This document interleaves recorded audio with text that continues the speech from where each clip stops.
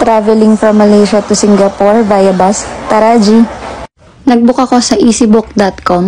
Ang pangalan ng bus ay Billion Stars Express. Tara, itour ko kayo. Meron siyang Android tablet sa bawat upuan. Tapos bawat upuan may massage feature. Ayos, diba? Tara, pakita ko sa inyo. Okay, ito yung pang-massage ng likod. Ayan, pipindutin siya. Tapos, magmamassage na siya yung sa likod. Tapos, ito naman, sa puwet. Tapos, tama ba? Ito full. Ayan, nakalagay. Full.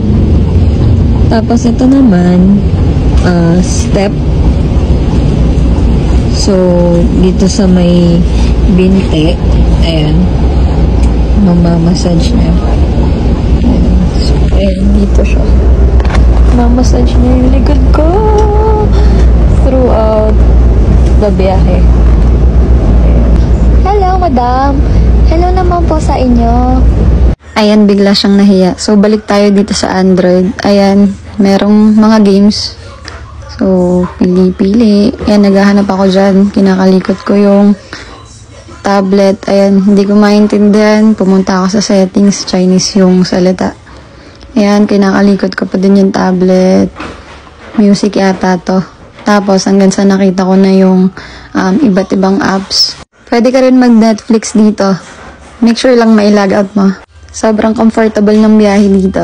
Ay, nasa tingin niya. Ayos ba?